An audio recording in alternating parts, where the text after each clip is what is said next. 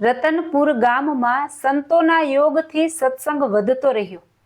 સાયંકાળે ભક્તો ભેળા થઈ આરતી, ધૂન, કથા, કીર્તન કરે છે. ત્યાં જસમત નામે પટેલ પરમ ભક્ત રહેતા હતા. વ્યવહારે ખૂબ સુખી હતા. ધન ધાન્યથી રસકસથી ઘર ઉભરાતું હતું. ખેતીવાડી સારી હતી. ઘરના આંગણે હાથણી જેવી ભેંસો, ગાયો અને જોરદાર બળદ હતા. જસમતભાઈનો સંસ્કારી સુપાત્ર ગુણિયલ 25 વર્ષનો એક દીકરો હતો. નામ હતું મોહન. મોહન નિત્ય સંત સમાગમ કરવા જાય. વ્યવહારની જવાબદારી બરાબર સંભાળે. મોહન કહે, પિતાજી, તમે ભજન, ભક્તિ અને સત્સંગ કરો. મને માર્ગદર્શન આપજો, પણ વ્યવહારની ચિંતા ન કરશો. તમામ વ્યવહારની જવાબદારી મોહન નિભાવે છે. જસમતભાઈ જળ કમળવત જનક રાજાની જેમ અનાસક્ત ભાવે સંસારમાં રહે છે. એક વખત વાળું પાણી કરી રાત્રે ઓસરીમાં ભર નિંદ્રામાં સૂતા છે. તે વખતે અક્ષરધામના અધિપતિ ભગવાન શ્રી સ્વામિનારાયણ માણકી ઘોડી ઉપર બેસીને જસમતભાઈની પાસે આવ્યા.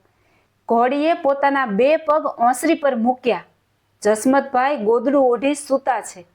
ધીરેથી પ્રભુએ ગોદડું ખેંચ્યું. જસમતભાઈએ જોયું તો તેજના અંબારમાં માણકી ઘોડી પર શ્રીજી મહારાજના દર્શન થયા. ઊભા થઈ ગયા. દંડવટ પ્રણામ કરી પગે લાગ્યા. પ્રેમના આંસુથી પ્રભુના ચરણ પલાળી દીધા. પ્રભુ આજ મારે આંગણે પધાર્યા. ધન્ય ઘડી, ધન્ય અવસર. જસમતભાઈએ કહ્યું, જે આજ્ઞા હોય તે ફરમાવો પ્રભુ. શ્રીજી મહારાજે કહ્યું, તમારો યુવાન દીકરો મોહન છે, તેને અક્ષરધામમાં તેડી જઈએ તો તમે રાજી કે કેમ? આવી વાત સાંભળીએ તો હૃદયના ધબકારા વધી જાય. પણ જસમતભાઈ તો મહેમાનની જેમ ઘરમાં રહે છે. તેથી 2 હાથ જોડી કહ્યું, હે મહારાજ, મારો દીકરો એ તમારો જ દીકરો છે. ખુશીથી અક્ષરધામમાં તેડી જાઓ.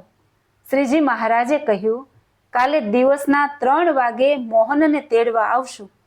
આટલું કહેતા શ્રીજી મહારાજ અદ્રશ્ય થઈ ગયા. 3 વાગ્યાનો સમય થયો. પ્રભુજી વિમાન લઈને તેડવા પધાર્યા. અદ્ભુત વિમાન દિવ્ય મણિમય રત્ન જડિત સ્તંભ છે. મધ્ય ભાગમાં શ્રીજી મહારાજ વિરાજમાન છે.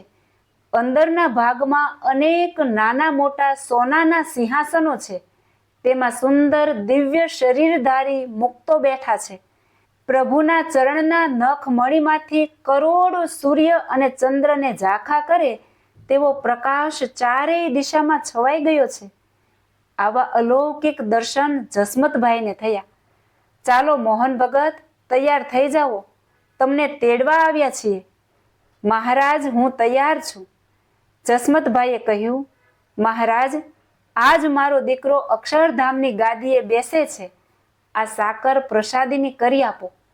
ખોબે ખોબે સાકર વહેંચી. પછી કહ્યું, હવે ખુશીથી મોહનને ધામમાં તેડી જાઓ. મોહનના આત્માને દિવ્ય શરીરમાં પધરાવી વિમાનમાં બેસાડી પ્રભુ ધામમાં તેડી ગયા. જસમતભાઈએ સગા સંબંધીને કહ્યું, મારા દીકરા પાછળ કોઈએ રડવું નહીં. આવી ઉત્તમ સમજણ હતી જસમતભાઈની. સંસાર અસાર સમજ્યો હોય તેનાથી જ આવું બની શકે. જય શ્રી સ્વામિનારાયણ.